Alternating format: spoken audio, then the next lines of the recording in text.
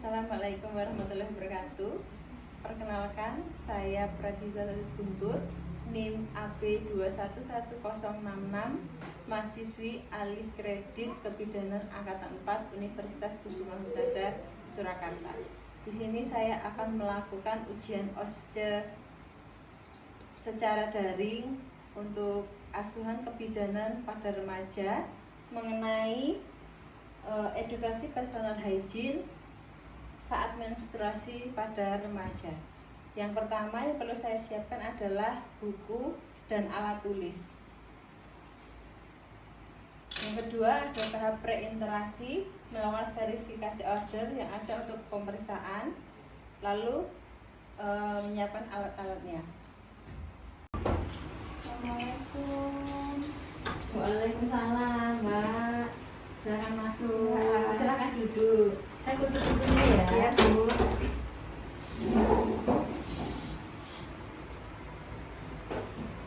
Sebelumnya perkenalkan ya, Mbak ya. Nama saya sudah Pradita yang sedang berjaga atau bertugas pada sore hari ini. Mungkin ada yang bisa saya bantu. Tapi sebelumnya saya mau menanyakan dengan Mbak siapa ya? Dina. Oh iya, Mbak Dina. Umurnya berapa? 16 tahun. 16 tahun. Alamatnya? Solo. Solo. Iya, kan ada yang saya bantu, Mbak? Saya mengalami gatal-gatal pada lipatan paha. Pada lipatan paha ya? Iya, ini hari menstruasi kedua. Oh, menstruasi Iya. kedua. Ganti pembalutnya berapa kali per hari? 2-3 kali. Oh, 2-3 kali. Oke. Sebelumnya mungkin Mbak Dina ya? Iya. Mbak Dina sudah mengerti atau pernah mendengar kebersihan tentang kewanitaan pada saat menstruasi itu apa? Kalau sepaham saya cuma dibersihkan pakai air terus pakai sabun saja. Oh iya. Sudah benar ya Mbak ya. Tapi di sini nanti saya akan menjelaskan kepada Mbak Dina Ya. tentang pengertian dari kebersihan kewanitaan pada saat menstruasi, sehingga nanti Mbak Dina bisa, misalkan tadi ada keluhan gatal atau apa, Mbak Dina bisa tidak kebingungan seperti itu ya Mbak ya. Ini sekarang saya akan mulai menjelaskan Mbak ya pengertian dari kebersihan pada saat menstruasi atau di dalam bahasa medis itu kayak personal hygiene pada saat menstruasi. Itu adalah perilaku untuk memelihara kebersihan di area kewanitaan pada saat menstruasi Mbak ya. Nah, kebersihan ini pada saat menstruasi ini tuh ada faktor-faktor yang mempengaruhi Mbak. Yang pertama itu ada citra tubuh atau penampilan gitu. Jadi kalau kita lihat penampilannya baik, penampilan bersih, kemungkinan dia bisa menjaga kebersihan di area kewanitaan dengan baik juga. Terus yang kedua ada faktor sosial atau lingkungan. Jadi misalkan kalau kita dari kecil dimanja orang tua, itu kemungkinan kita tidak bisa atau mungkin akan kesusahan ya saat misalnya kita harus ganti pembalut, harus bagaimana caranya membersihkan seperti itu. Terus yang ketiga ada tingkat ekonomi Mbak. Kenapa tingkat ekonomi? Karena ini berkaitan dengan uang.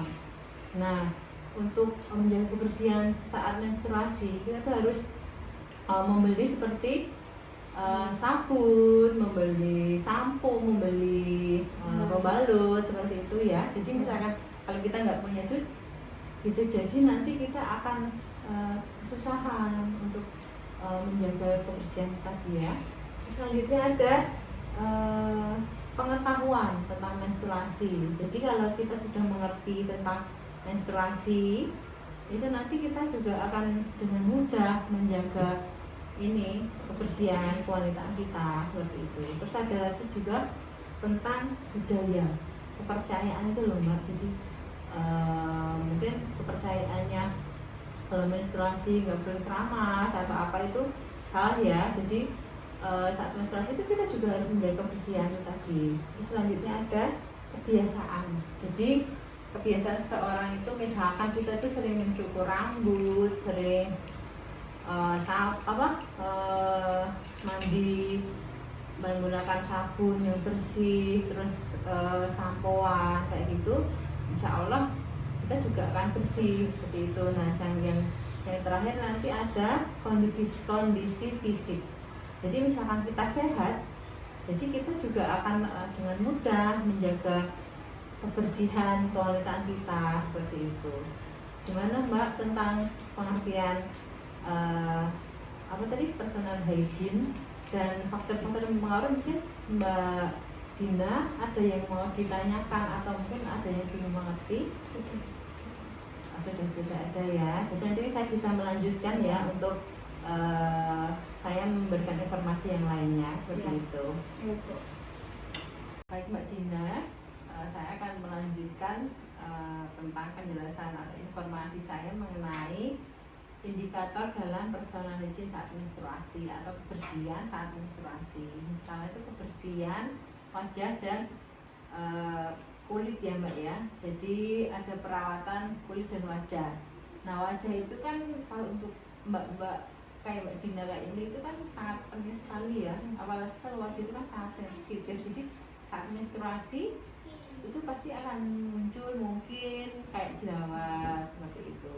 Terus pada saat menstruasi itu kelenjar sebasea Mbak itu akan meningkat sehingga akan banyak yang mengeluarkan keringat seperti itu. Terus yang selanjutnya adalah menjaga kebersihan rambut, karena pada saat menstruasi rambut itu pasti akan ini lepek atau ya basah atau berminyak, berkeringat, sehingga bisa menyebabkan mikroorganisme atau bakteri itu berkembang di rambut sehingga kita harus keramas seperti itu.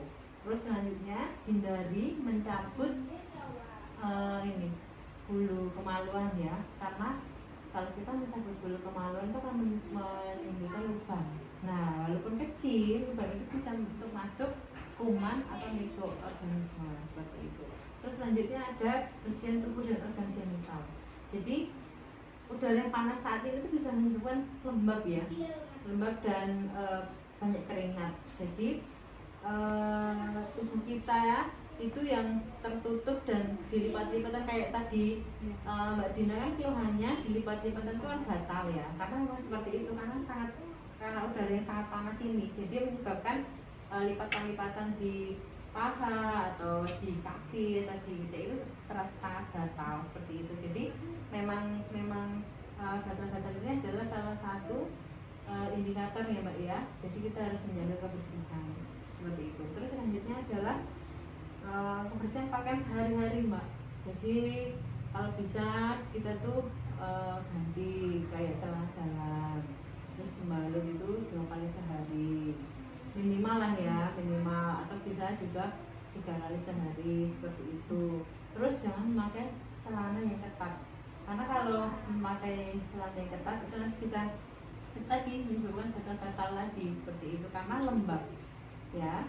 Terus selanjutnya ada penggunaan pembalut ya, tadi saya sudah menyebutkan kalau bisa mengganti pembalut itu 2 kali atau bahkan 3 kali sehari seperti itu. Terus pemilihan pembalut sendiri itu yang bersih, yang tidak berwarna, yang tidak berbau, dan mempunyai daya serap tinggi. Kenapa?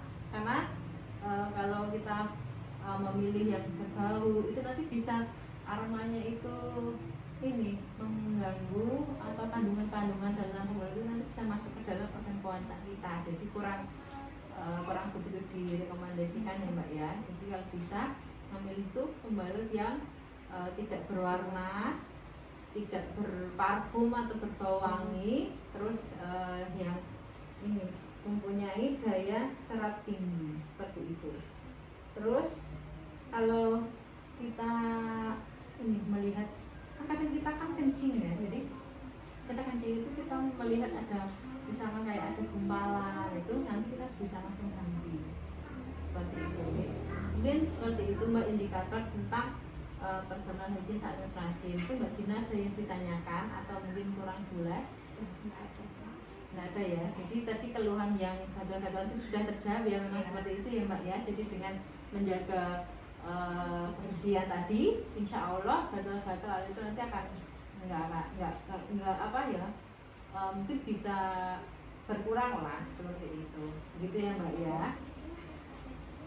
Baik Mbak Dina, saya akan melanjutkan tentang informasi yang saya akan berikan tentang personal hygiene dan menstruasi ya.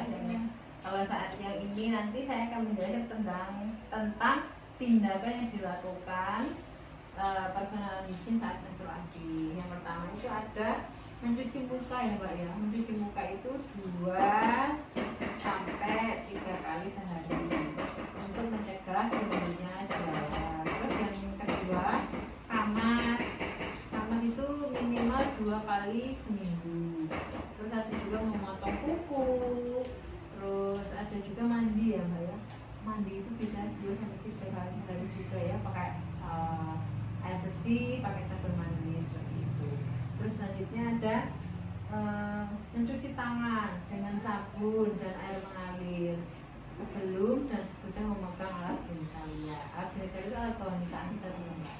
Terus selanjutnya ada tidak menggunakan cairan antiseptik ya Mbak ya saat membersihkan genitalia. Terus selanjutnya ada tidak menggunakan bedak atau parfum pada daerah genitalia. Terus ada lagi membasuh genitalia itu dari depan Mbak. Ngerti belum? Kalau membasuh genitalia itu dari depan ke belakang, jangan dari belakang ke depan ya, karena nanti kalau dari belakang ke depan bisa bakteri itu bisa naik ke atas seperti itu. Terus selanjutnya ada tadi saya sudah menjelaskan pembalut ya. Pembalut itu diganti bisa 3 sampai atau 4 sampai 5 kali sehari. Pokoknya kalau merasa sudah penuh atau mungkin ada gumpalan darah, kita harus segera ganti seperti itu ya. Terus selanjutnya ada mencukur atau merapikan rambut kemaluan Mbak. Jadi karena rambut kemaluan itu kan ini ya, ada lebat gitu, nanti kita bisa mencukurnya atau merapikan seperti itu. Dan karena kalau misalkan itu fungsi dari rambut kemaluan itu kan menjaga agar tidak terjadi kemasukan kuman-kuman seperti itu atau ditumbuhi jamur atau kutu yang menimbulkan rasa yang tidak nyaman atau gatal. Jadi harus dicukur atau dibersihkan seperti itu. Seperti itu Mbak, mungkin ada yang mau ditanyakan tentang apa yang harus dilakukan atau tindakan kita menjaga personal saat menstruasi. Ada sudah jelas ya. Oke. Baik, kemudian saya akan menjelaskan lagi ya mengenai informasi sekarang tentang dampak yang akan terjadi, dampak yang akan timbul pada saat kita menjaga kebersihan dari wanita itu saat menstruasi. Yang pertama ada dampak psikososial ya. Dampak psikososial itu berhubungan dengan personal hygiene tadi. Jadi ada masalah-masalah sosial seperti misalnya gangguan nggak nyaman atau gangguan interaksi. Kita kayak ini loh Mbak, kayak malu, terus kayak males bergerak seperti itu ya. Terus jadi dampak fisik, jadi akan menimbulkan infeksi. Jadi kalau kita tidak menjaga kebersihan tadi akan menimbulkan infeksi di alat reproduksi kita. Jadi misalkan akan terjadi seperti infeksi kanker leher rahim gitu. Jadi harus segera kita tangani misalnya sudah kejadian seperti itu ya, agar tidak lebih lanjut. Jadi kalau misalnya tidak segera kita tangani kan akan menyebabkan kemandulan. Selain itu juga kemandulan itu akan menurunkan kualitas hidup individu yang bersangkutan. Jadi misalnya kita mandulan kan masalahnya kan semakin banyak seperti itu. Nah, mungkin itu ya Mbak ya yang bisa saya jelaskan mengenai personal hygiene atau kebersihan kewanitaan kita saat menstruasi.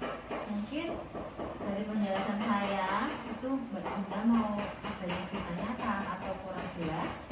Jadi kan itu ya, kalau supaya nggak gatal itu kita harus menjaga kebersihan ya, kayak mandi pembalut 3 sampai 4 kali, terus dicuci pakai sabun gitu. Ya, dicuci pakai air bersih ya, air bersih pakai sabun mandi seperti itu ya. Oke. Jadi kalau seperti itu berarti Mbak Dinda sudah paham ya tentang yang saya jelaskan tadi. Kalau begitu terima kasih ya Mbak ya. Semoga keluhan-keluhan Mbak tadi itu bisa ditangani di rumah ya, jadi nanti nggak akan terulang lagi untuk bulan besoknya seperti itu. Baik Mbak, seperti itu nggih. Terima kasih banyak ya Bu. Ya, terima kasih Mbak.